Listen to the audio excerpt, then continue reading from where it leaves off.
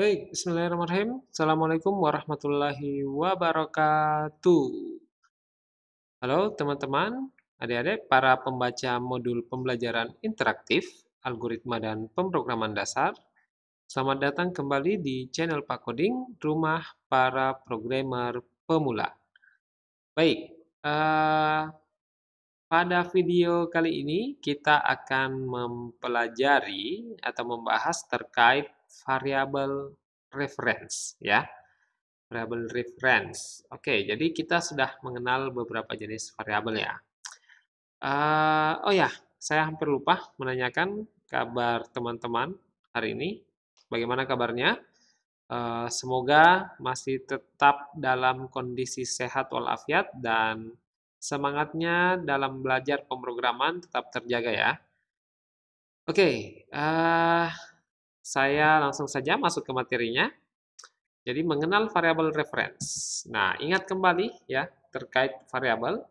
Ini perlu saya ingatkan kembali bahwa variabel itu merupakan wadah yang digunakan untuk menampung data atau nilai dengan tipe data tertentu secara dinamis. Ya, jadi yang namanya variabel, ya variabel itu adalah wadah ya. Variabel itu adalah wadah di mana wadah ini nantinya akan kita gunakan untuk menyimpan suatu nilai dengan tipe data tertentu ya. Kalau kita berbicara variabel berarti kita bisa mengubah nilainya kapanpun ya. Artinya isinya itu dinamis ya, berbeda dengan konstan. Nah, perlu diingat juga kembali bahwa variabel itu adalah lokasi dalam memori komputer yang dapat diakses oleh pengenalnya ya, melalui namanya. Jadi pada dasarnya variabel itu adalah penamaan alamat memori ya, di mana nanti ketika kita mengisi suatu nilai ke dalam satu variabel, itu pada dasarnya sebenarnya nilai yang tersimpan adalah nilai yang tersimpan yang kita simpan itu pada dasarnya tersimpan ke dalam memori ya, ke dalam memori yang namanya kita beri nama eh, nama tertentu pada saat kita mendeklarasikan variabel tersebut ya, misalnya integer b di koma atau integer x sama dengan 10 ya.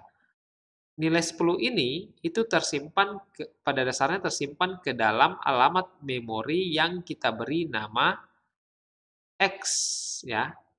Nah, jadi X ini adalah penamaan terhadap suatu alamat memori tertentu ya. Misalnya seperti ini. Maka ini adalah memori ya, memori yang bernama X. Nah, nilai 10 ini pada dasarnya tersimpan di dalam memori alamat memori ini ya. Nah, ini di sini. Oke? Bukan di X. X itu adalah hanya sebuah identifier atau nama ya. Penamaan terhadap memori yang sudah kita coupling ini ya, sudah kita tentukan ini. Oke? Ya. Nah, maaf di sini ada tipe ya. Jadi sejauh ini kita sudah mengetahui beberapa jenis variabel ya. Ada variabel biasa, kemudian teman-teman juga sudah mempelajari variabel pointer di materi sebelumnya, dan pada video kali ini itu ada satu jenis variabel lagi, yaitu variabel reference ya. Jadi sampai di sini setelah kalian menyimak video ini, kalian sudah mengetahui 3 jenis variabel. Ada variabel biasa, variabel pointer, dan variabel reference. Jadi apa itu variabel reference? Nah, variabel reference itu adalah variabel yang berperilaku sebagai alias untuk variabel lain. Ya, saya ulangi. Jadi variabel reference itu adalah variabel yang berperilaku sebagai alias untuk variabel lain, ya. Oke. Jadi misalnya A kita isi dengan nilai 10. Kemudian apa istilahnya B ini anggaplah B ini adalah reference dari A ya. Ketika B kita isi 30, maka nilai A juga akan berubah menjadi 30. Nah, itu kurang lebih seperti itu penjelasan terkait definisi dari variabel reference ini ya. Oke, bagaimana mendeklarasikan sebuah variabel reference?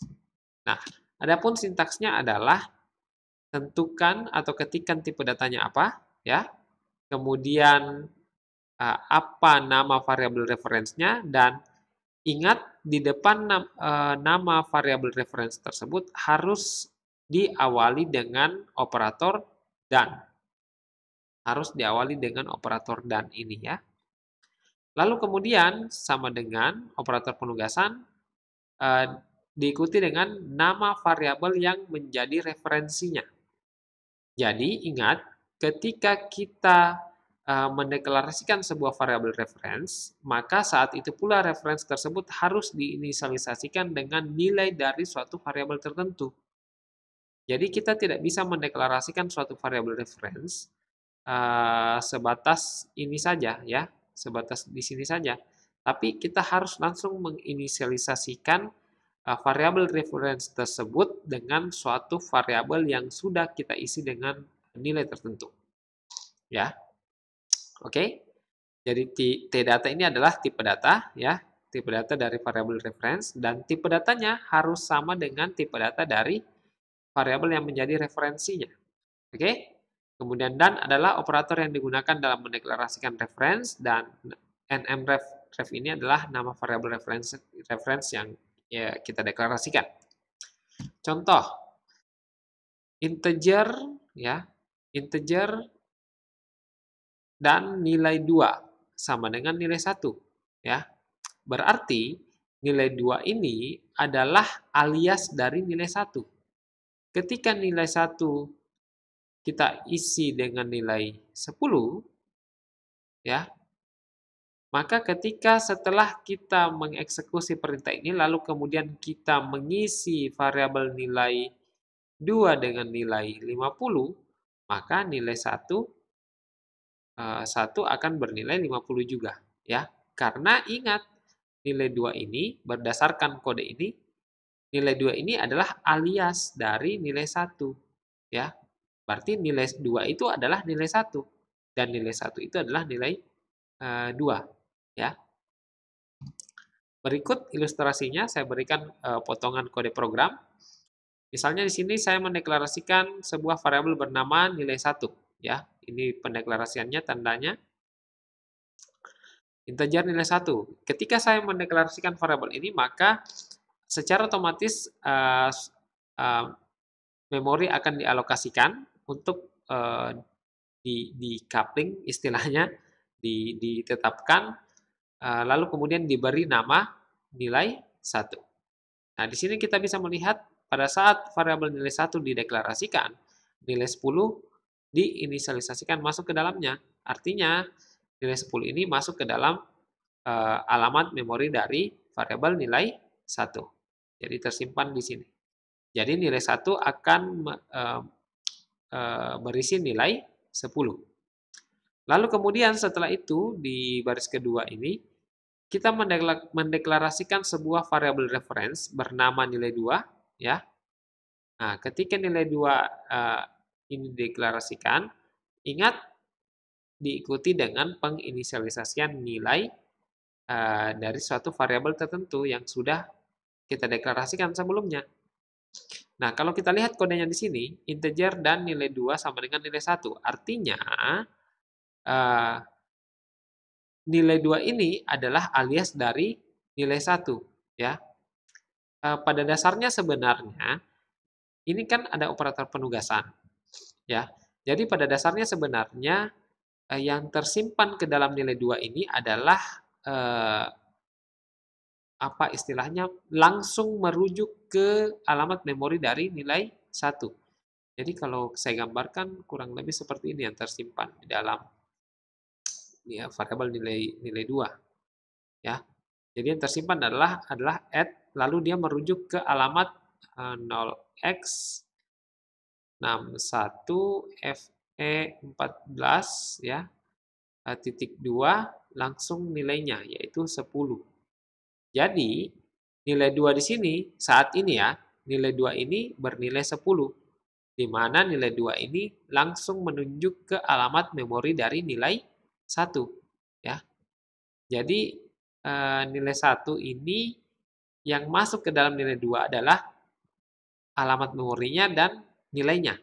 Jadi, add di sini maksudnya adalah nilai 2 ini langsung menunjuk ke alamat memori dari nilai 1. Ya, dia tidak pada dasarnya tidak menyimpan, tetapi menunjuk. Nilai 2 ini langsung menunjuk ke alamat memori dari nilai 1. Atau bisa saya katakan bahwa, saya kasih ilustrasi seperti ini. Anggaplah ini nilai 1 ya. Nilai 1, alamat memori nilai 1. Alamat memori yang ditunjuk oleh nilai 1. Tetapi dengan ketika kita mendeklarasikan variabel reference nilai 2 seperti ini, maka alamat memori ini juga memiliki nama lain, yaitu nilai 2. Jadi ketika saya mengubah-ubah nilai di alamat memori ini, maka nilai tersebut akan nampak di variabel nilai 2, begitupun di variabel nilai 1. Jadi satu objek yang sama memiliki dua nama, kurang lebih seperti itu. Nah, jadi ketika nilai 2 saya isi dengan variabel nilai 2 saya isi dengan nilai 20, maka variabel nilai 1 yang tadinya berisi 10 itu akan berganti menjadi isinya menjadi 20. Jadi ketika saya menampilkan isi dari nilai 1, isinya adalah 20. Ketika saya menampilkan nilai dari variabel nilai 2, maka yang tampil juga adalah 20. Kenapa seperti itu? Karena saya ingatkan kembali bahwa karena nilai 2 kita deklarasikan sebagai variabel reference dari variabel nilai 1, maka nilai 2 ini menunjuk ke alamat memori dari nilai 1. Sehingga ketika kita mengubah nilai 1, maka nilai 2 pun akan ikut berubah sama dengan nilai 1. Begitupun dengan sebaliknya. Ketika nilai 2 kita ubah isinya, maka nilai 1 akan menampilkan nilai yang sama dengan nilai 2. Kurang lebih seperti itu. Jadi alias, satu orang tetapi punya dua nama.